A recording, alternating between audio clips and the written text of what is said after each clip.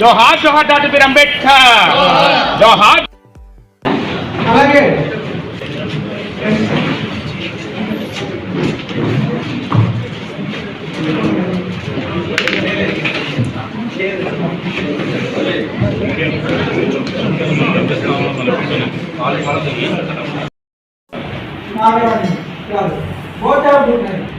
Departments నుంచి వచ్చిన అధికారులందరికీ కూడా పేరున నమస్కారం తెలియజేస్తూ, కమిషన్స్కి జవాబుదారితనంగా అధికారులందరూ పనిచేయాలి, లేకుంటే ప్రాసిక్యూట్ అవుతారు. మీరు ఢిల్లీలో మీకు ఆర్టికల్ 338 గురించి మా డైరెక్టర్ గారు చెప్పారు. ఫస్ట్ నోటీస్ ఇస్తాం,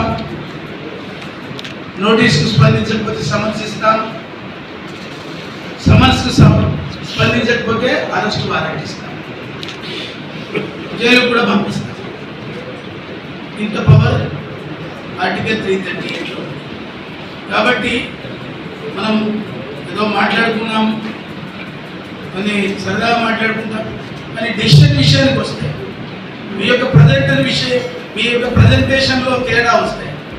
చట్టం మన పని తను చేసుకున్నట్టుగా మా పని మేము చేస్తాం, మీరు దానికి అధికారులు కట్టుబడి ఉండాల్సిన పరిస్థితి ఉంటుంది. కాబట్టి ఆ దిశలో మీరందరూ కూడా షెడ్యూల్ కులాలు, షెడ్యూల్ తెగలు కానీ, కట్టుబడి తరగతులు కానీ, ఏదైతే రిజర్వేషన్స్ ఉన్నాయో ఆ రిజర్వేషన్ కనుక్కున్నాక మీరందరూ ఒక కంకణబద్దులై పనిచేస్తారని ఆశిస్తున్నా. మనం అందరం కూడా పోలీసులు, రెవెన్యూ, ముఖ్యంగా చాలా విషయాల మీద సుమారు 3 గంటల పాటు మీ యొక్క సమయం, మా యొక్క సమయం మనం తీసుకున్నాం. ఇదంతా వృధా కాదు. కాబట్టి పోలీసు అధికారులు కూడా ఇచ్చిన వెంటనే ఎఫ్ఐఆర్ చేయాలి. ఎందుకంటే మాన్య ప్రధానమంత్రిజీ 2018లో కూడా ఒక గెజెట్ తీశారు. Should be arrest, should be FIR, should be FIR, should be arrest. ముఖ్యంగా డిఎస్పీలు మీరే అధికారులు కాబట్టి ఇన్వెస్టిగేషన్ ఆఫీసర్ ఎవరున్నారు ఎస్సీ/ఎస్టీ కేసులో డిఎస్పీ ఇన్వెస్టిగేషన్ ఆఫీసర్, లేకుంటే కమిషనర్ ఉంటే కమిషనర్ స్థాయిలో అసిస్టెంట్ కమిషనర్ ఆఫ్ పోలీస్ బాధ్యతగా పనిచేస్తారు.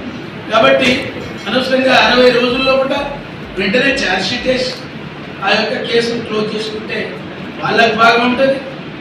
ఎఫ్ఐఆర్ మాత్రం తప్పనిసరిగా మీరు ఎంత పెద్ద నాయకుడైనా పర్లేదు, ఎఫ్ఐఆర్ విషయంలో వెనకాడద్దు. ఎందుకంటే భారత శిక్షా స్మృతి ప్రకారంగా మన యొక్క చట్టాలను మనం గౌరవించుకోవాలి. కాబట్టి మన యొక్క చట్టానికి చాలా విలువైనటువంటి విలువలు ఉన్నాయి.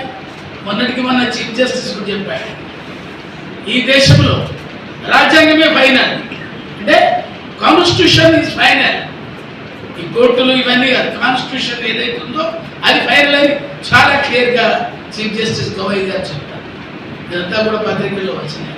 కాబట్టి ఒక రాజ్యాంగబద్ధంగా ఇవాళ భారత రాష్ట్రపతి మాననీయ ప్రధానమంత్రికి ఆనరబుల్ ప్రెసిడెంట్ ఆఫ్ ఇండియా ఇవాళ నామినేట్ చేసినటువంటి కమిటీ. మాకెవరి మీద ప్రేమ ఉండదు, కోపం ఉండదు. రూల్స్ ఫాలో కాకపోతే మాత్రం శిక్షలు ఉంటాయి. దానికి ఎవరైనా అక్కడ తమ్ముడా, చెయ్య, అన్న, అధికారి మనవడా ఇవన్నీ ఏమి ఉండవు. తప్పనిసరిగా ఆ దిశలో మీరందరూ కూడా పనిచేస్తారని ఆశిస్తూ ఊహిస్తున్నా. జై హింద్, జై భారత్, భారత్ మాతాకి జై Hind. 59 candidates got appointment in NTPC. In those days, SAR has approached the National Commission for Scheduled Caste for providing job to them, but now SAR has occupied an important position and is a very pro-poor. And recently, of course, whether in this official meeting or not, and SAR is, of course, the Prime Minister of India. SAR is always having frequent meetings with the Honorable Prime Minister of India.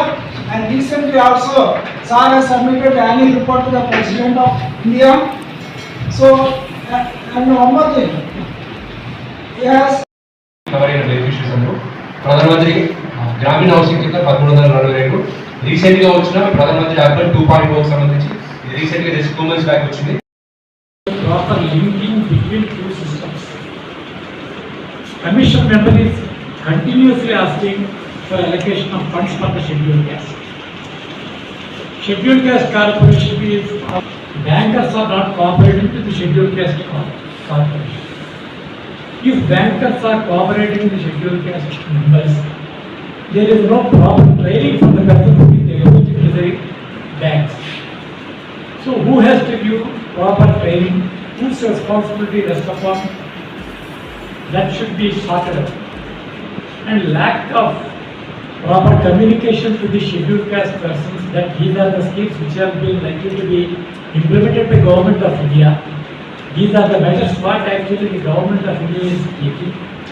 How the system should be implemented, these should be widely spread by the government officials at the grassroots level. For instance, the lapses on the part of knowledge of the scheduled caste persons, they are losing a lot. As the honorable member of SC Commission here repeatedly speaking about losing of the land and whether the cases were registered